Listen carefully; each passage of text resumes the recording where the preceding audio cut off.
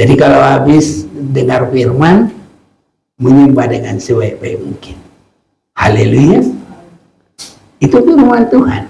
Jadi kalau nggak ada pengajaran, belum ada dengar firman Tuhan aja, menyembah, mari kita sembah Tuhan. Ya bisa, tapi dalam terang pengajaran tidak begitu. Harus perhatikan dulu hidup kita, di mana posisi kita, dalam kegelapan atau dalam terang. Kalau orang belum periksa hidupnya dalam terang, masih dalam kegelapan, itu nanti penyembahan yang tidak baik, saudaraku, tidak berkenan kepada Tuhan.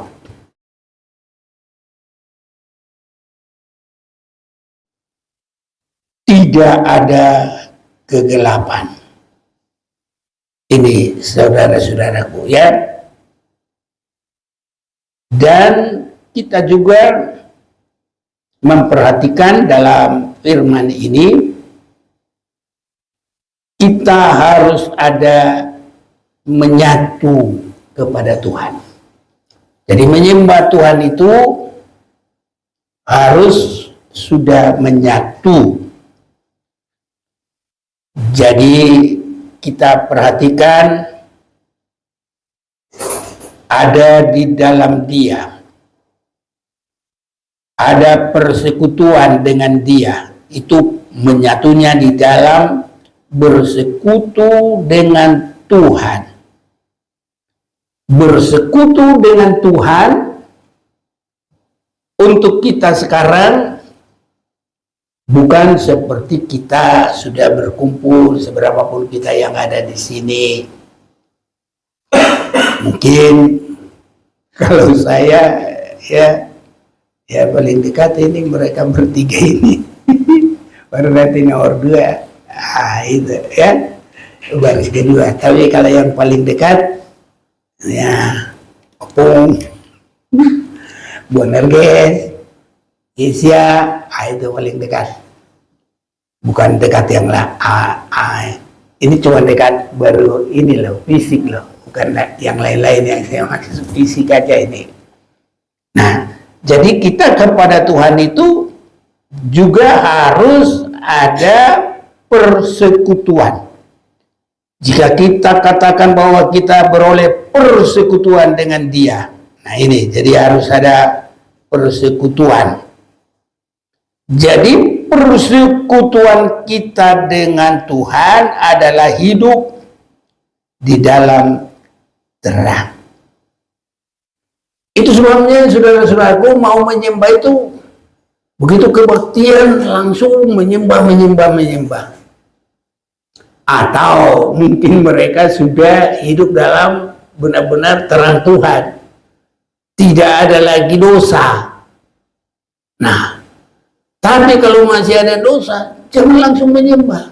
Adakan dulu perbaikan. Sebab kalau orang berdosa menyembah Tuhan, Tuhan tidak berkenan. Karena nanti itu masih di dalam tingkat penyembahan dari orang yang kerasukan.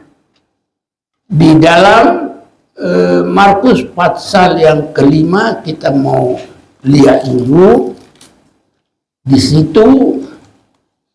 Sebabnya saudaraku, Tuhan senang kita sembah, tapi jangan penyembahan yang tanpa dasar. Nah, saya mau baca dulu mulai 1. Lalu sampailah mereka di seberang danau di daerah orang Gerasa. Ini Yesus itu dengan murid-muridnya. Baru saja Yesus turun dari perahu, datanglah seorang yang kerasukan roh jahat dari pekuburan menemui Dia. Orang itu diam di sana dan tidak ada seorang pun lagi yang sanggup mengikatnya sekalipun dengan rantai. Karena sudah sering ia dibelenggu dan dirantai, tetapi rantainya diputuskannya dan belenggunya dimusnahkannya, sehingga tidak ada seorang pun yang cukup kuat untuk menjinakkannya. Siang malam ia berkeliaran di pekuburan dan di bukit-bukit sambil berteriak-teriak dan memukuli dirinya dengan batu. Ketika ia melihat Yesus dari jauh, berlarilah ia mendapatkannya, lalu menyembahnya. Sampai di situ, saudaraku, ayat ini kita hampir bisa melihat kemiripan dari kerinduannya Sakeus. Begitu dia dengar Yesus lewat, dia berlari-lari. Karena banyaknya orang, dia berlari lagi maju ke depan. Dan untuk dia bisa melihat Yesus, karena dia pendek, dia naik. Ada kerinduan. Dan orang yang dirasuk setan ini juga, kalau kita lihat, ketika ia melihat Yesus dari jauh, berlarilah ia mendapatkannya, lalu menyembahnya. Kita aja, saudaraku, dalam persekutuan kita, nggak ada yang begitu, ya, belum ada yang begitu. Contohnya murid, kalau benar-benar dia rindu sama guru, dia lari mendapatkan. Ya, mungkin apa yang menjadi kebiasaan mereka, kalau dulu kami merdeka Bapak, kalau ibu-ibu merdeka encik, gitu kita dulu. Nah, itu zaman 60-an, gitu saudaraku. Ya, jadi kalau sekarang mungkin bagaimana hormatnya murid sekarang, saya sudah kurang tahu sih, nggak pernah kuikuti lagi. Nah, itulah caranya. Jadi berlari. Jadi kalau kita, saudaraku, kadang temannya datang, wah, pura-pura nggak lihat lagi, buru-buru mau lari, saudaraku. Tapi kalau ada persekutuan yang indah, pasti, saudaraku, ada sambutan yang hangat. Amin, saudaraku. Nah, kiranya kita begitu satu dengan yang lainnya, jangan cuek. Nanti jadi ikan cuek, saudaraku. Jadi setan nanya kepada Yesus, dia lari, dan larinya juga nggak menghina, nggak membuli. Justru kita lihat apa? Menyembah, saudaraku. Nah, di situ. Jadi inilah, saudara-saudaraku, yang kita perhatikan. Dan dengan keras ia berteriak, apa urusanmu dengan aku, hai Yesus, anak Allah yang maha tinggi? Demi Allah, jangan siksa aku. Jadi kalau yang masih berbicara itu adalah roh setan. Nah, tapi itu pun sudah datang lari dan menyembah Tuhan. Ini, saudara-saudaraku, itu sebabnya kita harus semakin melihat penyembahan yang meningkat, mulai dari penyembahan yang benar. Jadi tidak asal-asal begitu mudah saja. Banyak orang belum memperbaiki diri, langsung ada penyembahan. Ini, saudara-saudaraku, memang kalau tidak ada terang dari pengajaran firman, ya begitulah, seperti yang dirasuk setan ini, dia berlari itu menuju kesungguhan dan menyembah. Tapi penyembahan itu, sasarannya itu, apa urusanmu dengan aku? Malah dianggap Yesus itu adalah tukang siksa. Nah, dianggap Yesus itu algojo, tukang pukul, saudara-saudaraku. Ya, apa urusanmu dengan aku, hai Yesus, anak Allah yang maha tinggi? Demialah, jangan siksa aku. Ya, ini, saudaraku.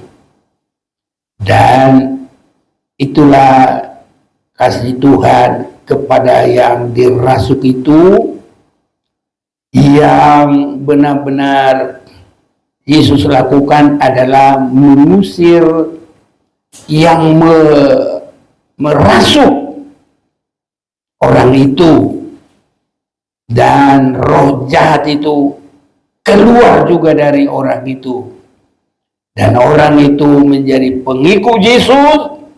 Tetapi roh setan itu masuk kepada babi dan mati di danau, saudara-saudaraku, ya. Jadi yang masih kita perhatikan, ada juga penyembahan yang mau menetapkan keberadaannya sebagai yang sangat jahat, yang tidak mau berubah. Ini sebabnya kalau kita adakan penyembahan selesai firman itu sangat bagus. Dan kalau selesai firman, saudaraku, sembah Tuhan itu dengan sebaik-baiknya. Jangan diam-diam, jangan biasa-biasa. Disitulah tumpahkan penyembahan. Kalau kita masih baru merasakan dirubah oleh firman ini, saudara-saudara, karena penyembahan itu juga kalau kita langsung baca dalam 1 Yohanes 1 ini, ayat yang terakhir 10, jika kita berkata bahwa kita tidak ada berbuat dosa, maka kita membuat dia menjadi pendusta, dan firman-Nya tidak ada di dalam kita. Jadi karena kita lihat tadi mulai dari ayat 5, persekutuan, hidup dalam terang, dan untuk tingkatannya lagi juga mengadakan perbaikan, baru firman harus ada di dalam kita. Jadi kalau habis dengar firman, menyembah dengan sebaik-baik mungkin. Haleluya. Itu firman Tuhan.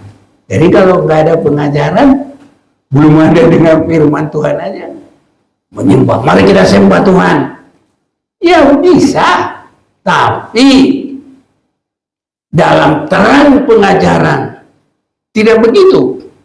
Harus perhatikan dulu hidup kita, di mana posisi kita, dalam kegelapan atau dalam terang.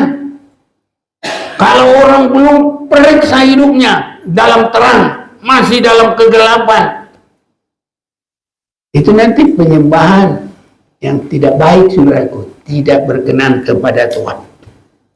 Harus juga merasa sudah ada tidak persekutuan dengan Tuhan.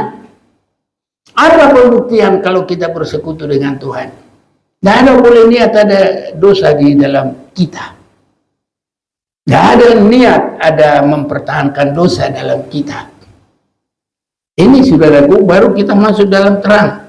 Kalau masih ada niat, karena dosa itu satu yang dilakukan, dua yang diniatkan, itu baru masih di dalam hati, belum keluar, saudaraku.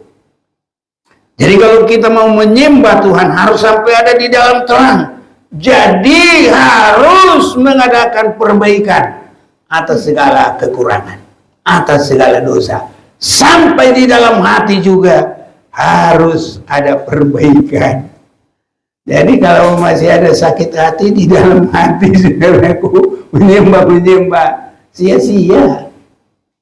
Ya. Jadi kalau kita mau menyembah Tuhan, harus keluar dari kegelapan. Haleluya. Amin. Ini, saudaraku. Jadi sakit hati ya ini luas. Sakit hati sama tetangga, sakit hati sama sama majikan, bisa. Tapi ada juga sakit hati yang paling dekat. Siapa biasanya paling dekat? Ayah sama anak, suami sama istri, mertua sama menantu. Ini juga, saudaraku. Jadi kalau mau penyembahan yang baik dengan Tuhan, harus ada di dalam terang Tuhan. Dan tadi kita juga Yang sangat baik itu juga adalah kalau sudah mendengar firman, dan memang benar-benar firman itu bukan dengar dari sini amblas ke sana, ya, tapi firman itu mengoreksi pikiran, semua perasaan sampai ke dalam hati dan tinggal di dalam hati. Itulah firman, saudaraku. Baru kalau dari situ kita menyembah, nah itu baik, saudaraku, ya. Nah, masih banyak, satu waktu nanti kita akan dengar tentang penyembahan ini. Dan inilah berita yang telah kami dengar dari Dia dan yang kami sampaikan kepada kamu. Allah adalah terang dan di dalam Dia sama sekali tidak ada kegelapan. Jika kita katakan bahwa kita beroleh persekutuan dengan Dia, namun kita hidup di dalam kegelapan, kita berdusta dan kita tidak melakukan kebenaran.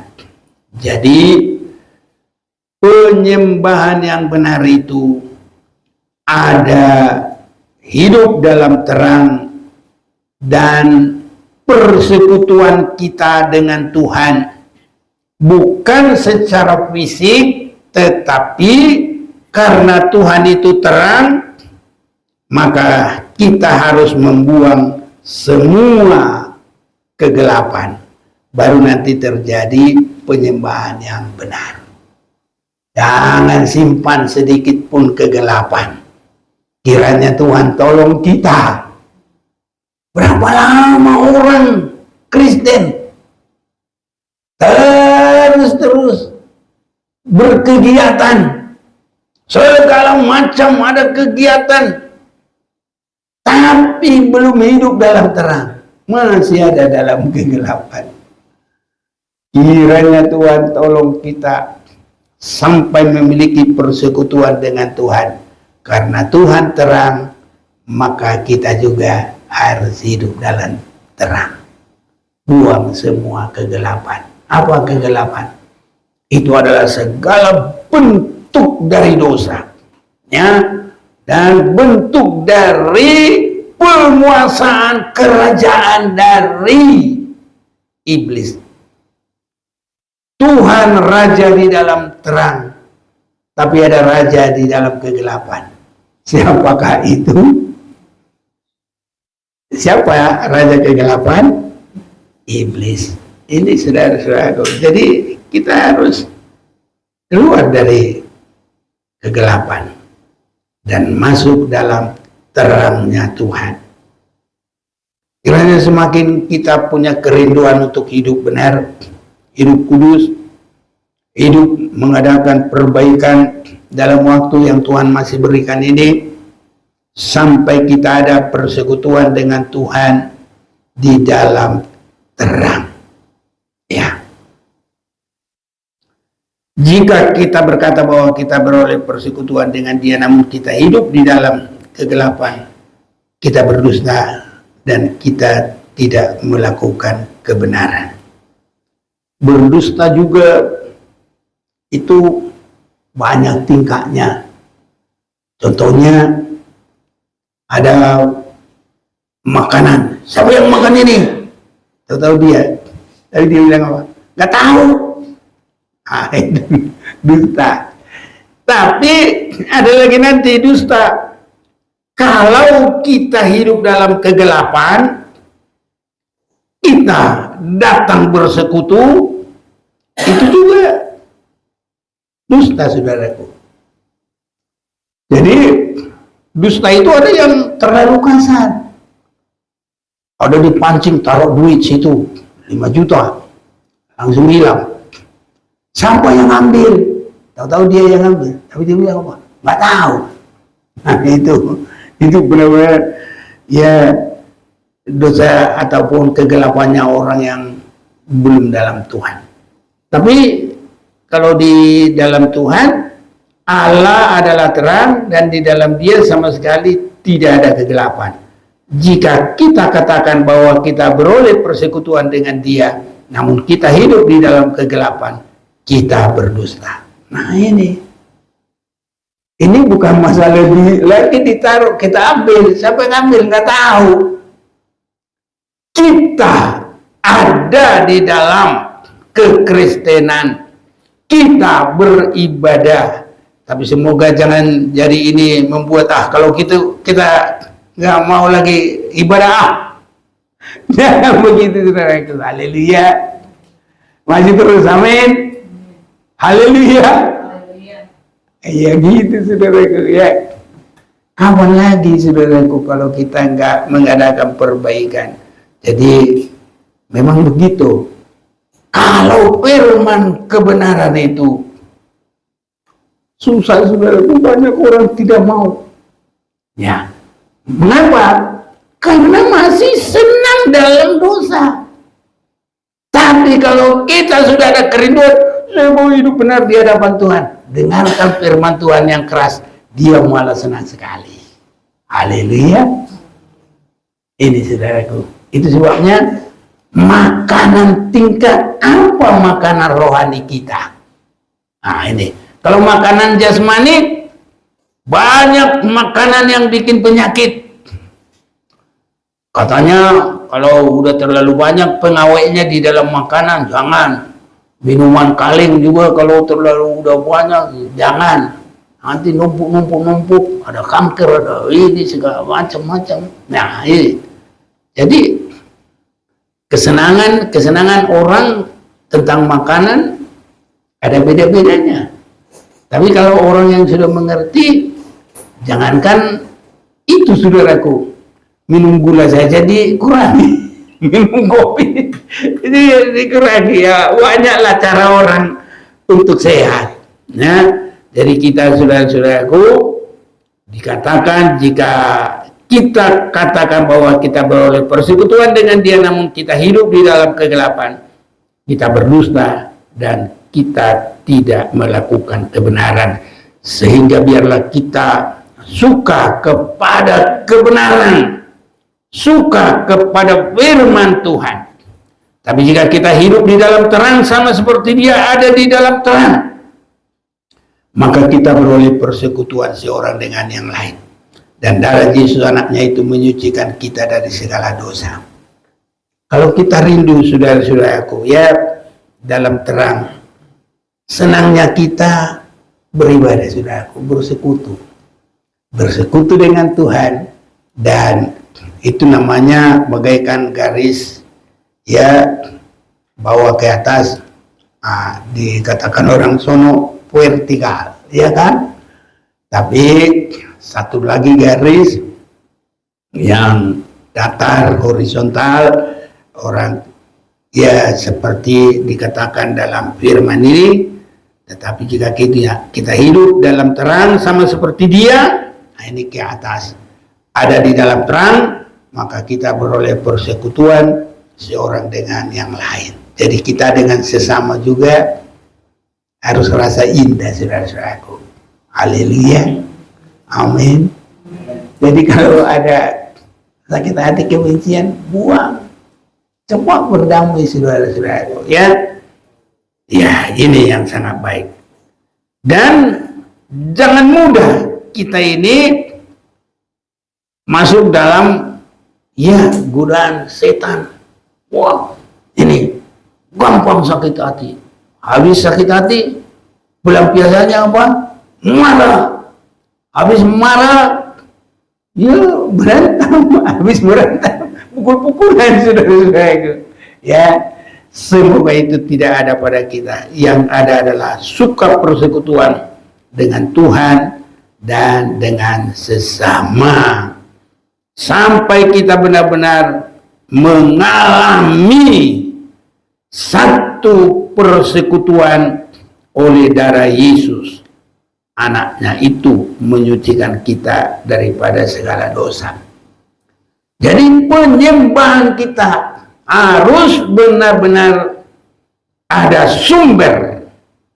Sumbernya adalah kayu salib Tuhan, di mana Yesus berdarah-darah sebagai yang penuh dengan derita. Baik darahnya ya mahkota duri, darahnya cambukan, darahnya dipaku kedua tangan, kedua kaki, dan sesudah mati masih keluar lagi air dan darah. Dari mana? Dari lambung Yesus Kristus, karena ditombak. Inilah saudara-saudaraku menjadi dasar dari penyembahan kita, harus ada. Ya, jika kita berkata bahwa kita tidak berdosa, maka kita menipu diri kita sendiri dan kebenaran tidak ada di dalam kita. Ini artinya tanpa berdasar dari salib Yesus, orang merasa benar dari perbuatannya, merasa benar dari kebaikannya, merasa benar dari kehidupan usahanya. Nah, ini yang tidak boleh. Jangan nanti kita sudah meningkat rohaninya masih tetap lagi harus merasa berdosa. Ada waktunya saudaraku kita tidak berdosa lagi. Haleluya. Dan harus sampai begitu. Nah, jadi itu ada waktunya. Jika kita berkata bahwa kita tidak berdosa, maka kita menipu diri kita sendiri dan kebenaran tidak ada di dalam kita. Ini bukan nanti udah kita sampai berkata yang lama sudah berlalu, yang baru sudah datang. Itu jangan berdosa lagi terus, saudaraku. Nah, itu harus benar tambah benar, kudus bertambah kudus sampai sempurna. Tapi kalau dari awal itu ya kita merasa aku cukup dengan kebaikanku, aku cukup dengan kebenaranku, nampak ya bertolak dari awal salib itu. Itu salah. Tapi kita sudah Kristen, udah lama bertahun-tahun, tetap masih dikopai terus, harus tetap merasa berbuat dosa. Salah. Nah, sudah ada waktunya kita udah dewasa rohani. Haleluya. Ini kalau anak-anak saudaraku ya kadang merangkak kebentur sini, jatuh sini, mulai jalan jatuh sini. Ya, itu masih pantas saudaraku. Tapi coba dulu nanti kayak siapa ini jatuh dia, mau nggak dilihat dia lagi dia cowok jatuh? Malu lah ya kan? Malu nggak kalau dilihat cowok jatuh? Dia malu ya? Kerasa malu lah, malu ya, malu lah. Mana lagi ini yang cewek-cewek ini? Ya keren kalau jatuh, malu nggak? Malu lah. Harus begitu. Tapi kalau lagi kecil kau malah diketawain sama mama anak. Hati-hati loh. Tak ada waktunya. Gitu. Waktu kamu anak-anak kecil jatuh, malu nggak? Belum ngerti malu kan? Itu. Ini pelajaran, kita belajar ini. Jadi kalau sudah lama jadi orang Kristen, jangan ini terus. Jika kita berkata bahwa kita tidak berdosa, maka kita menipu diri kita sendiri. Kalau kita baca lagi nanti di dalam Roma pasal yang ke-8, kalau kita sudah dibebaskan, jangan lagi. Roma 8, 16 apa 18? Setelah di Roma 6-nya ayat 18 ya. Nah itu, setelah dimerdekakan daripada dosa, maka jadilah kamu hamba kebenaran. Itu ejaan lama. Kalau ejaan baru, ayo. Siapa yang dapat? Baca. 6 ayat 18. Ya. Kamu telah dimerdekakan dari dosa dan menjadi hamba kebenaran. Ya. Ya, jadi bukan lagi hamba dosa, tapi hamba kebenaran. Kiranya Tuhan tolong kita. Itulah penyembahan kita. Ya, dari situlah penyembahan kita. Jadi menjadi terang, hidup dalam terang yang berdasarkan penyucian darah Yesus Kristus. Jadi penyembahan kita adalah penyembahan yang sudah meninggalkan kegelapan, hidup dalam terang. Ya. Dan selanjutnya penyembah-penyembah yang ada firman di dalam kitab.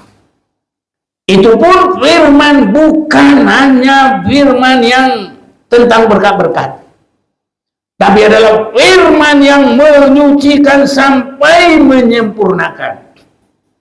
Sebab saudara-saudaraku, gereja yang paling banyak anggota dan jemaat yang tidak perlu menyinggung dosa, tapi yang selalu memberitakan tentang kekayaan dan berkat-berkat. Hanya kebaikan Tuhan, hanya kebaikan Tuhan. Itu sebabnya penyembahan kepada Tuhan bukan karena berkat, tapi karena kita mau mengasihi Tuhan dengan sungguh dan kita taat dan kita sudah mengerti bahwa di Yerusalem baru kita tidak membutuhkan apapun.